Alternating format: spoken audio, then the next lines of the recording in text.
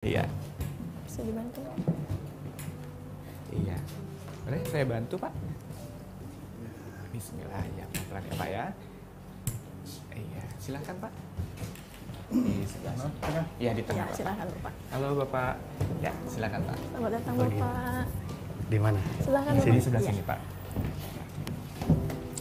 Baik. Bapak Asmuni Ali dan juga Bapak Martinus Senang, gimana kabarnya? Sehat? Alhamdulillah sehat. Alhamdulillah. Alhamdulillah sehat ya Pak ya. Dan di tengah bulan ini Januari 2023 harus tetap semangat seperti itu ya. Oke, nah Bapak ini kan hari ini 15 Januari kita memperingati Hari Agama Sedunia. Nah sebenarnya boleh nggak sih kita diceritakan juga bagaimana pemaknaan yang sebenarnya kita bisa maknai di Hari Agama Sedunia ini? Silahkan dari Bapak Asmuni Ali dulu. Ya, jadi terima kasih. Assalamualaikum warahmatullahi wabarakatuh. Waalaikumsalam Para pemirsa yang warahmatullahi wabarakatuh. berbahagia. Pada hari ini kita bersama merayakan Hari Agama. Tentunya kami dari FKUB ya, mengkoordinir agama resmi yang ada di Indonesia. Alhamdulillah sekian tahun kita berkecimpung di FKUB, tidak terjadi apa-apa yang bisa mengganggu keamanan di Kalimantan Timur khususnya. Di Kalimantan Timur. Oleh karena itu semangat keberagamaan pun makin meningkat dan semangat persatuan dan harmoni pun masih meningkat. Artinya kami dari PKB selalu berupaya memelihara, menjaga dan merawat supaya kerukunan, keharmonisan, kebersamaan ini tetap terjalin terus. Apalagi menjelang Pemilu 24 Ya, ini. Pemilu 2024 ya Dan Pak. ditambah lagi IKN. Jadi ada dua kepentingan yang bisa atau harus kita bantu untuk menjaga keamanan ini. Pertama IKN saya, yang kedua ya kerukunan untuk umat beragama. Sehingga dua masalah ini baik pemilu 24 maupun IKN dapat berlangsung dengan baik. Itu harapan kita semua. Sejalan seperti Ya. itu ya Pak. Kalau dari Bapak Martinus Senang, bagaimana Pak ini memaknai hari peringatan Hari Agama Sedunia? Ya kalau saya lihat namanya Hari Agama Sedunia itu belum populer ya di Indonesia ya. Iya, betul. Jadi ini sesuatu yang bagus ya. 70 tahun yang lalu tahun 1950 ditetapkan sebagai World Religion Day di Amerika Serikat. Tapi setelah 70 tahun ternyata di Indonesia gaungnya belum anu. Kalau kita search di Google itu hampir tidak ketemu Hari Agama Sedunia. Iya. Bahasa Inggrisnya banyak. Jadi menurut saya ini adalah momentum yang bagus sekali untuk menggerakkan lagi semangat kebersamaan dalam hidup beragama. Dan mungkin kalau kita lihat konteksnya World Religion Day ini kan 4.000 lebih agama di dunia, berarti lebih banyak daripada agama resmi yang ada di Indonesia. Indonesia kan ada 6. Ada 6. Padahal di seluruh dunia ada 4.200. Itu menurut saya itu adalah definisi sosiologis atau antropologis ya, karena agama-agama tradisional itu disebut agama juga di studi-studi antropologi gitu. Jadi saya kira ini kesempatan yang bagus, tapi juga perlu dipromosikan gitu. Dan saya kira ini momen kita ngapeh ini bagus sekali untuk mempromosikannya. Oke, tepuk tangan dulu untuk Ngapeh ya, untuk mengangkat tema hari ini, peringatan Hari Agama Sedunia. Betul, karena memang harus digaungkan ya Dea ya. Betul, karena banyak sekali orang-orang yang belum tahu atau belum kenal tentang Hari Agama Sedunia ini. Iya, betul sekali. Oke, Bapak Asmuni Ali, bagaimana menurut Bapak tentang kondisi kedamaian di Kaltim sendiri dengan adanya agama yang mungkin resminya ada 6 seperti itu, Iya. Pak? Resminya ada 6, namun banyak lagi agama maupun aliran kepercayaan lainnya Iya. yang meminta dikukuhkan menjadi agama. Tapi karena pengukuhan menjadi agama ini bukan wewenang daerah, wewenang Menteri Agama, jadi yang ada sekarang di Kaltim ini 6 agama itu yang resmi. Sebagai saya katakan tadi, 6 agama ini semua terwakili di dalam forum kerukunan beragama. Jadi perwakilan 6 agama ini semuanya ada di FKUB. Dan FKUB ini bukan hanya di tingkat provinsi, kabupaten pun ada semuanya. Ya, seluruh kabupaten kota di Malah Kaltim. kabupaten yang punya wilayah yang luas, Pak, itu mereka sudah membentuk tingkat kecamatan untuk memudahkan urusan yang ada hubungan dengan kerukunan beragama ini. Apa hubungannya? Hubungannya untuk mendirikan rumah ibadah dalam ketentuan Menteri Agama dan Menteri Dalam Negeri itu harus ada izin atau ada rekomendasi dari FKUB. Nah, kalau wilayahnya jauh dari ibu kota kabupaten, sulit untuk mendeteksi syarat-syarat yang diperlukan. Oleh karena dibentuklah kecamatan. Jadi ini membantu untuk memudahkan urusan bagaimana mereka bisa tetap untuk mendirikan rumah ibadah. Jadi ketentuan Menteri Agama dan Dalam Negeri tentang rumah ibadah seperti itu. Jadi mereka harus dapat rekomendasi dari FKUB, kemudian ada 60 pengguna umatnya, ada 90 pendukung masyarakat sekitar. Mereka harus memenuhi syarat itu. Nah, kemudian diajukan ke FKUB, FKUB mungkin meneliti, timbullah rekomendasi. Nah, rekomendasi diajukan ke Bupati, Wali Kota, untuk diterbitkan izin. Barulah terbangun sebuah rumah ibadah. Dan sejauh ini tidak ada kendala, Pak ya? Kendalanya ada memang, cuma masih bisa diselesaikan.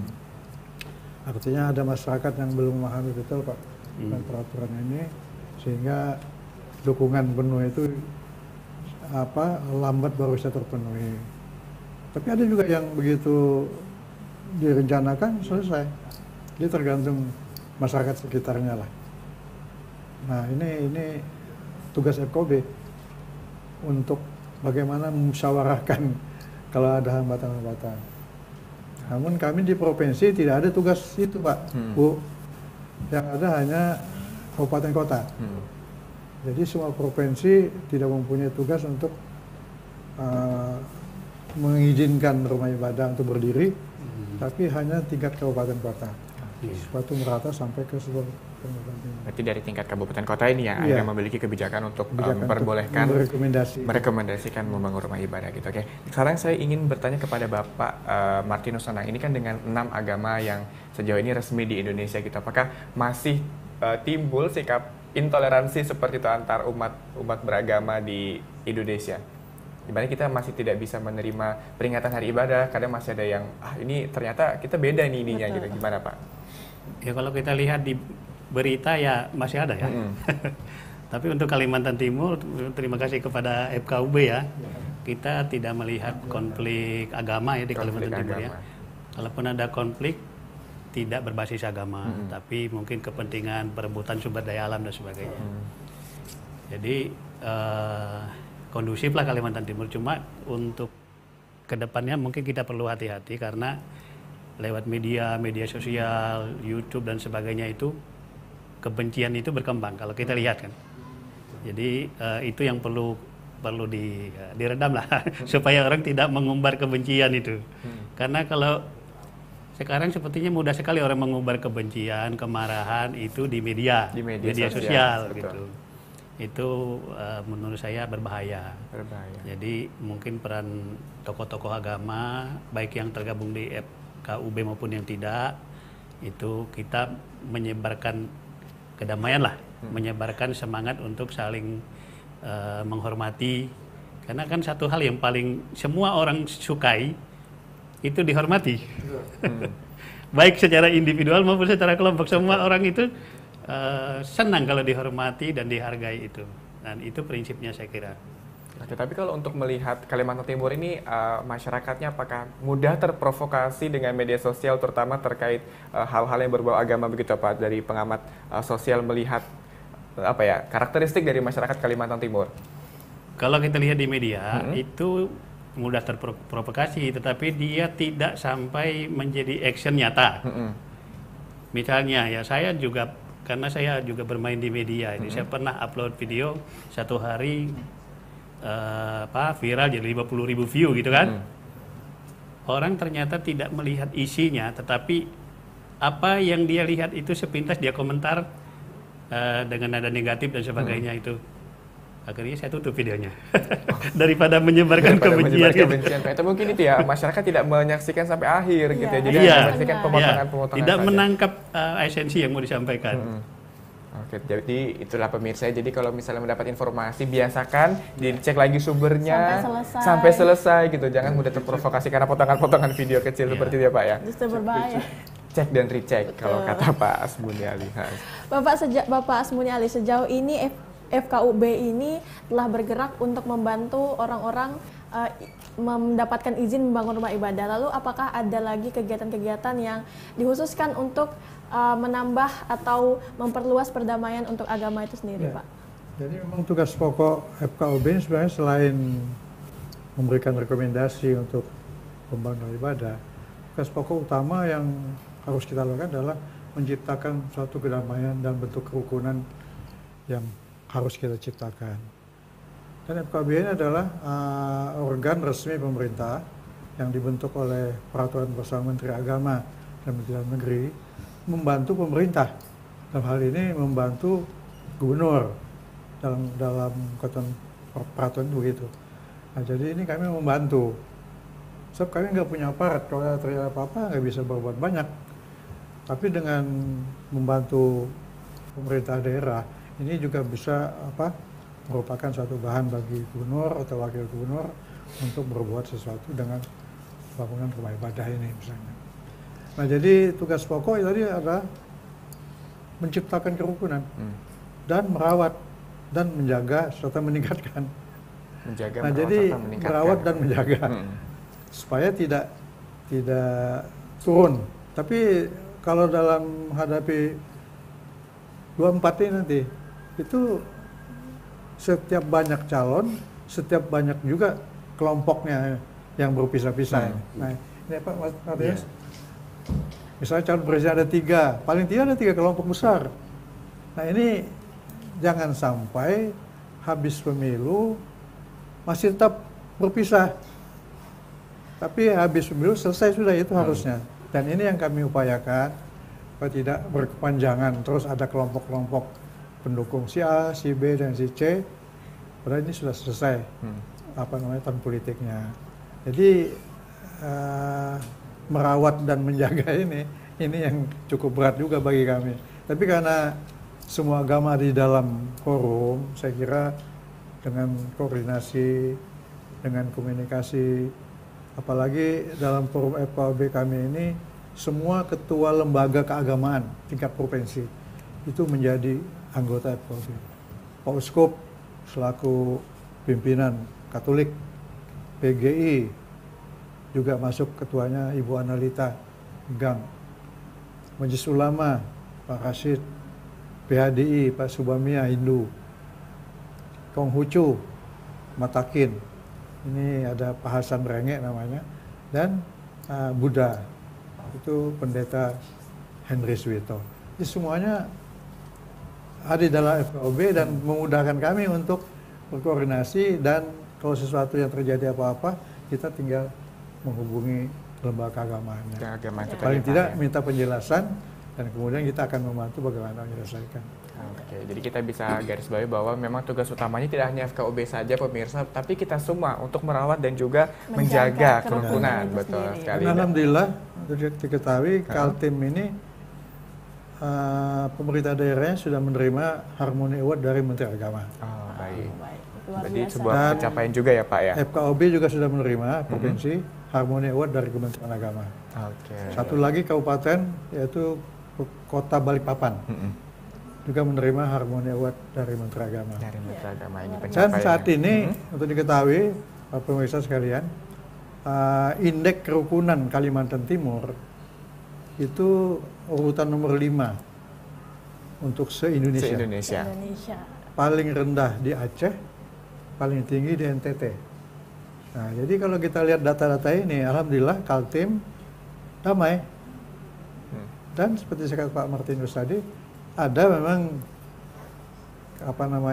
sedikit riak-riaknya. Gesekan. Tapi cepat kita amankan, selesaikan, tidak meluas. Dan ini bukan karena agama, tadi Pak Martinus, banyak apa ekonomi, banyak hal lainnya. Baik. Lalu membawa agama, membawa kelompoknya. Ya, Nah, ini yang repot kalau terjadi yang demikian. Oke. Saya kira itu yang bisa kami laksanakan. Baik, yang penting kita masih bisa untuk meredam ini Pak Iya, ya, dari gesekan-gesekan tadi yang memang dari oknum-oknum yang memang sengaja ini untuk menimbulkan gesekan Dan antar jangan umat sampai itu beragama. terjadi lagi. Betul Rahman, ya. sekali. Dan pemirsa, kami masih banyak sekali pertanyaan terkait peringatan Hari Agama Sedunia. Untuk itu jangan kemana-mana, tetap bersama kami di Ngape. Akan kembali ke kedua narasumber kita, silakan Oke, Dea. tadi Pak Bartinus seperti yang dikatakan oleh Bapak Asmuni ini bahwasanya terkadang saat ada kegiatan tertentu itu ada kelompok di dalam kelompok. Terus lalu bagaimana tanggapan Bapak mengenai adanya kelompok-kelompok atau kerukunan-kerukunan dari suku tertentu atau agama tertentu? Apakah ini memicu persatuan atau justru menambah dari memicu perpecahan atau menambah dari persatuan itu sendiri, Pak?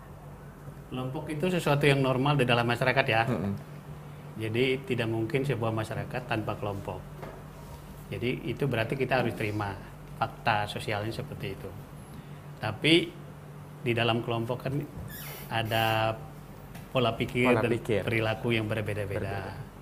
Nah, yang moderat itu biasanya tidak masalah. Tapi dalam kelompok kan kadang-kadang ada segelintir orang atau segelintir kelompok yang garis keras katakanlah gitu kan.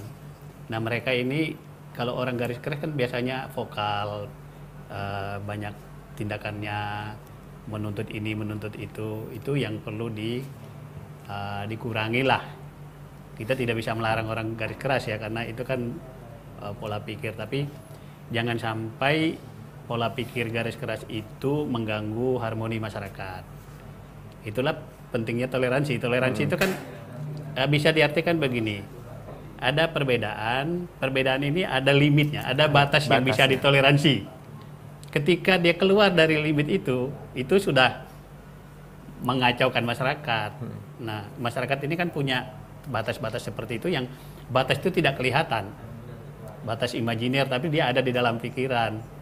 Nah, itu seringkali itu diganggu oleh kelompok-kelompok garis keras, termasuk di dalam politik. Misalnya kita lihat politik ekstrim kanan yang lagi ramai di Brasil sekarang kan, menyerbu gedung parlemen dan sebagainya. Itu kan sudah melewati limit yang diterima oleh masyarakat, norma kebaikan yang diterima oleh masyarakat. Nah itu saya kira itu perlu ya diredam lah, jangan sampai berkembang gitu.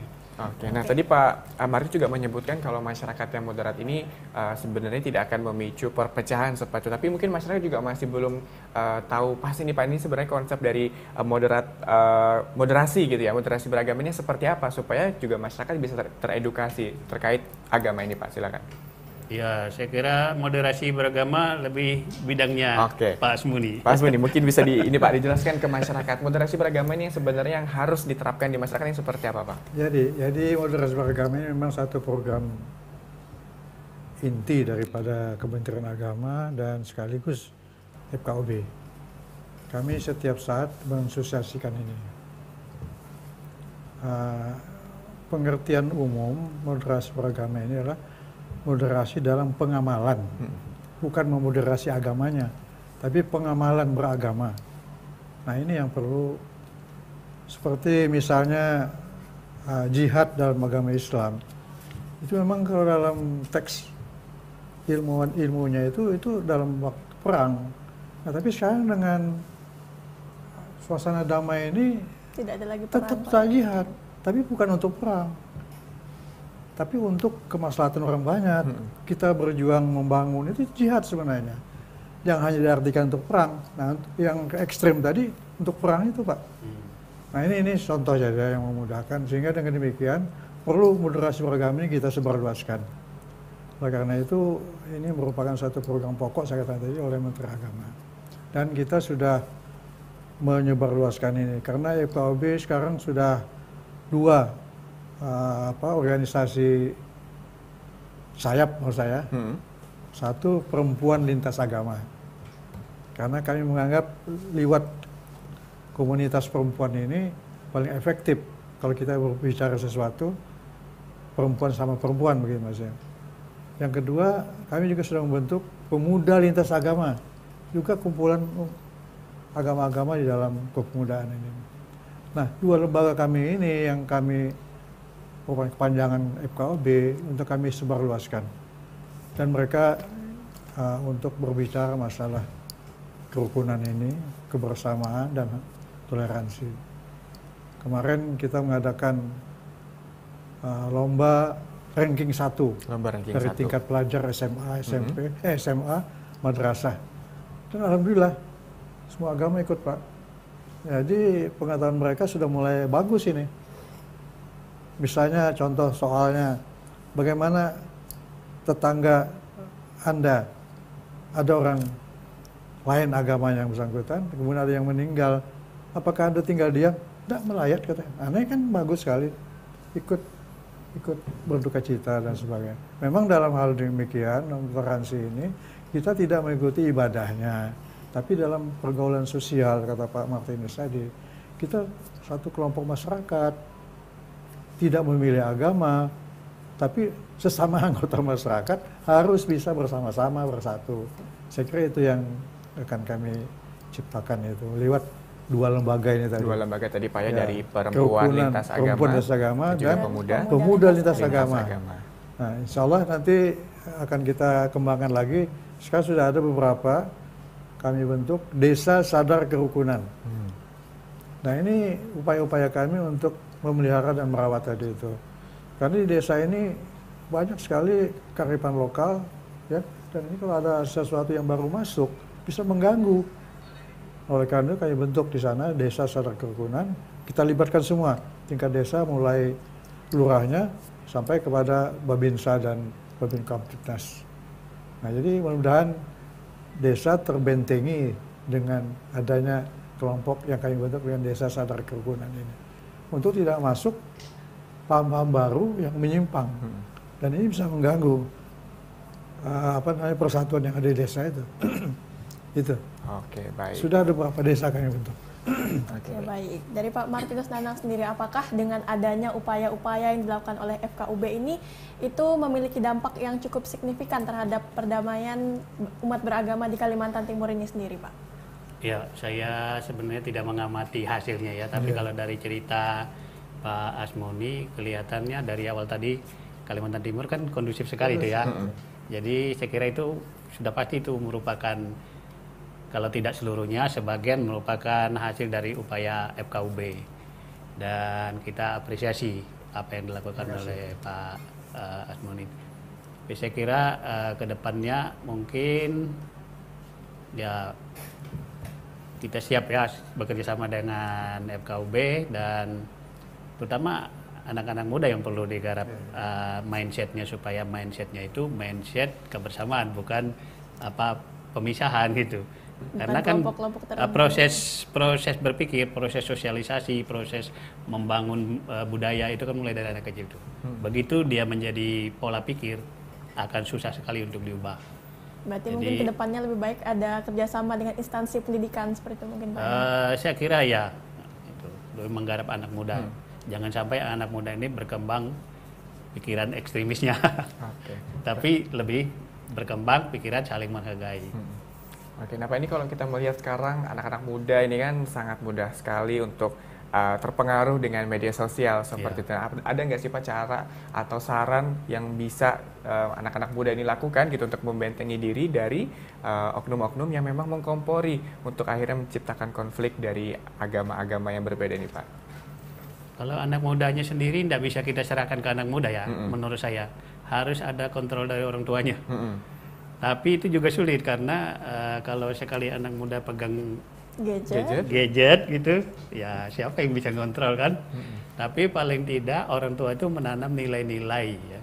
Nilai itu artinya ide tentang sesuatu yang baik.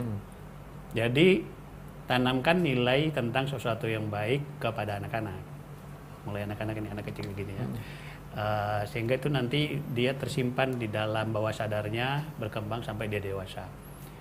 Begitu dia, saya bilang tadi, begitu dia masuk di bawah sadar itu susah diubah. Tetapi kalau yang masuk di bawah sadarnya nanti nilai-nilai ekstrim, itu berbahaya. Nah, jadi peran orang tua saya kira penting ya untuk membentuk pola pikir dasarnya. Saya Oke, kira berarti itu, kembali kepada orang tua itu Pak. ya, Jadi dan ini mungkin pendidik-pendidik tentu saja. Oke, nah ini mungkin juga bisa menjadi acuan ya. Jadi anak-anak muda yang mau nikah sekarang pun juga harus tahu dulu Pak ya, harus punya modal dulu ketika nanti memiliki anak, juga harus memiliki modal pendidikan terutama tentang agama itu tadi. Ya, seperti saya itu. tambahkan sedikit kalau ada penulis namanya Samuel Huntington, dia menulis tentang The Clash of Civilization, benturan peradaban. Dia bilang gini, sesudah perang dingin, berarti dulu Soviet sama blok Barat Amerika itu, konflik-konflik di dunia ini akan disebabkan oleh faktor kebudayaan, bukan faktor politik. Karena faktor politik itu kan tergantung afiliasi politiknya, dia bisa mudah sekali berubah-ubah. Tapi begitu dia dasarnya kebudayaan, itu susah berubah. Makanya berkembang sekali politik identitas kan berdasarkan kebudayaan. Nah, ini mungkin satu hal yang ekstrim mungkin Pak ya, di bidang kebudayaan. Tapi kami lewat pendekatan-pendekatan, misalnya apel pagi, ada anak muda yang berbicara, dan Rem juga ikut berbicara tentang rasa kebangsaan, jiwa kebangsaan dan harmonisasi agama ini. Jadi banyak upaya yang sudah kita lakukan. Lewat pendidikan juga. Dan tadi saya dengar ada pendidikan Pancasila ini juga mungkin perlu dihidupkan kembali. Seperti zamannya yang lalu ada P4 misalnya. Itu malah bukan hanya anak didik, tapi orang dewasa pun ikut mengikuti penataran P4 itu Pak. Iya. Nah, cuma sekarang kenapa dihentikan, dan mungkin kegagalan P4 dulu itu saya lihat, karena saya pernah menjadi kepala BP7 di Kota Madia. Tidak ada keteladanan Pak. Yang memberikan ini harusnya dia yang lebih dulu memperlihatkan bagaimana seharusnya untuk berbuat yang baik. Ini teman-teman tingkat level atas ini memperlihatkan sesuatu yang beda dengan apa yang disampaikannya. Nah inilah yang merusak. Sehingga waktu itu ditutup kembali, tidak ada lagi. Sekarang ada lagi lembaga baru, apa namanya itu, Ibu Megawati nggak salah sebagai penasehatnya, lembaga pengajian saya lupa, tentang Pancasila juga ada itu sekarang. Dan ini sudah disampaikan oleh banyak kalangan bagaimana memasarkan Pancasila ini dengan baik dan Oke, baik. Berarti di tengah-tengah umat beragama itu tadi juga disusupi dengan belajar Pancasila Pak ya? Tidak hanya tentang... Jadi kalau umat beragama saya yakin sudah, karena sila pertama itu dipegangnya Ketuhanan Yang Maha Esa. Karena yang beragama pasti percaya kepada Tuhan. Betul. Nah, turunan lainnya saya kira semua untuk Pancasila itu kemanusiaan adil beradab, semua dari turunan Tuhan semua itu. Jadi kalau sudah umat beragama yang betul-betul memahami agama, saya kira sudah paham betul. Sudah paham dan harus paham ya Pak. Kecuali Karena masih menjadi modal utama. abangan-abangan ini yang perlu kita bina terus. Betul, jadi Bagaimana menjadi termasuk fondasi. pemuda. Betul, Ya. baik. Oke, dan pemirsa memang ini masih banyak sekali pertanyaan terkait bagaimana juga kita memperingati Hari Agama Sedunia. Namun kita harus jadikan terlebih dahulu. Untuk itu jangan kemana-mana, tetap bersama kami di Ngape.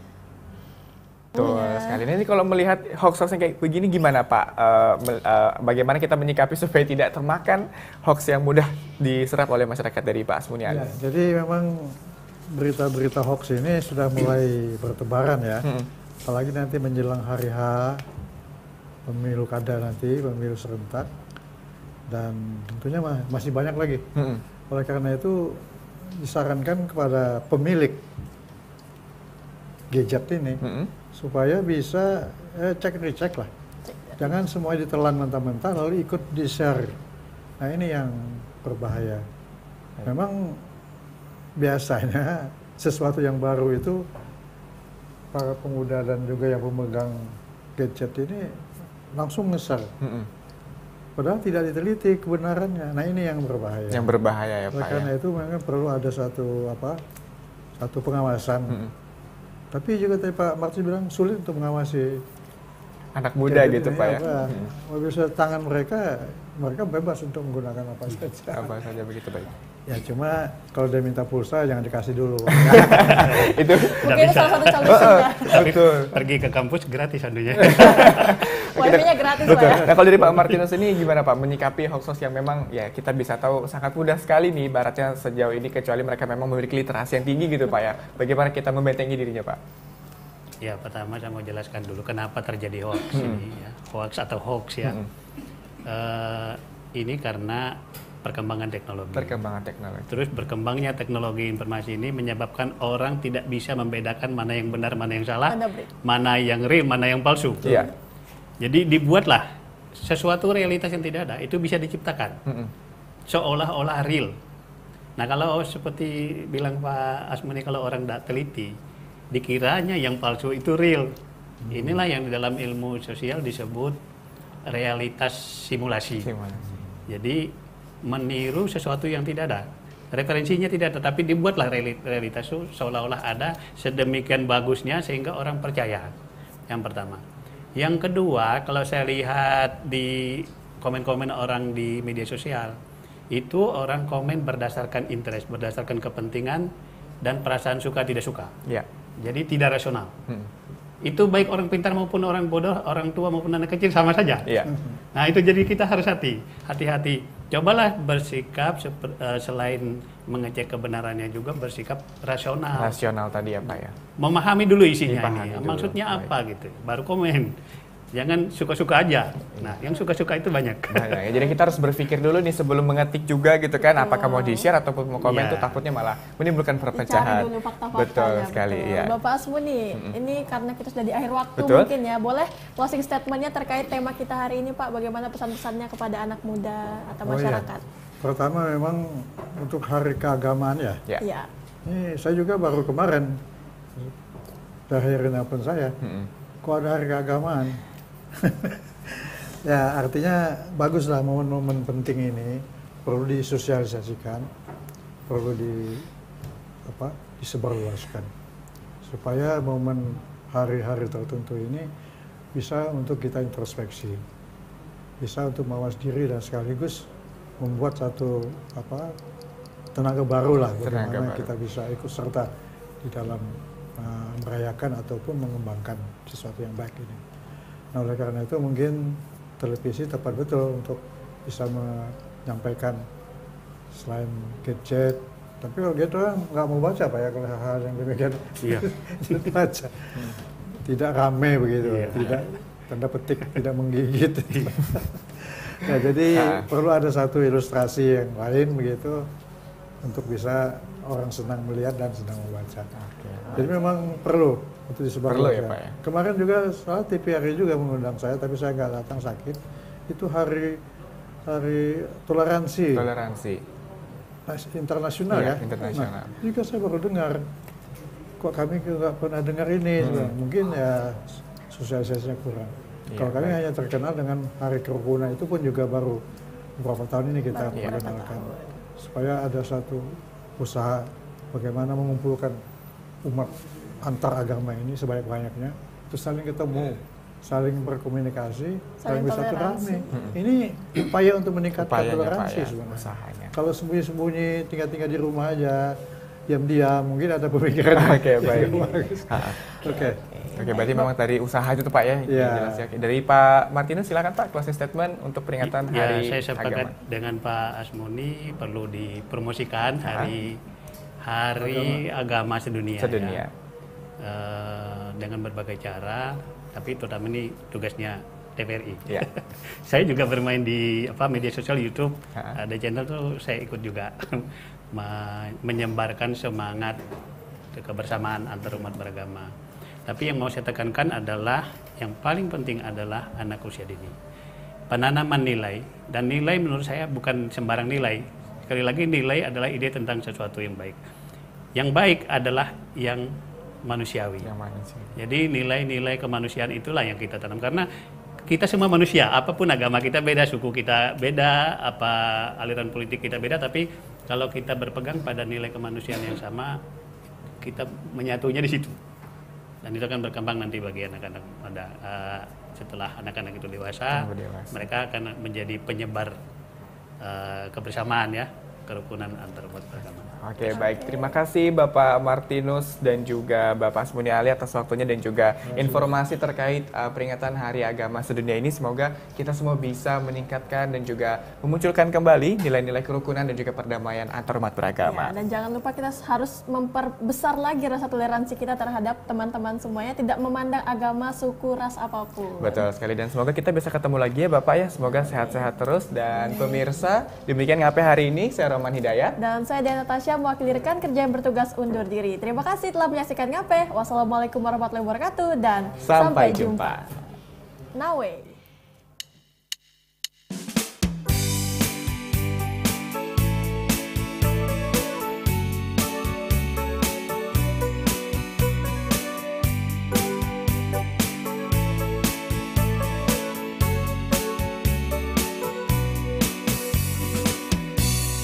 Terus melangkah melupakanmu, lelah hati perhatikan sikapmu, jalan pikiranmu buatku ragu, tak mungkin ini tetap bertahan. Perlahan mimpi terasa mengganggu, ku coba untuk terus menjauh. Perlahan hatiku terbelenggu, ku coba untuk lanjutkan hidup. Engkau bukanlah segalaku, bukan tempatku, hentikan langkahku. Usai sudah semua berlalu, biar hujan menghapus jejakmu. Terus melangkah melupakanmu, lelah hati perhatikan sikapmu, jalan pikiranmu buatku ragu, tak mungkin ini tetap bertahan. Perlahan mimpi terasa mengganggu, ku coba untuk terus menjauh. Perlahan hatiku terbelenggu, ku coba untuk lanjutkan hidup. Engkau bukanlah segalaku, bukan tempatku, hentikan langkahku. Usai sudah semua berlalu, biar hujan menghapus jejakmu. Lepaskan segala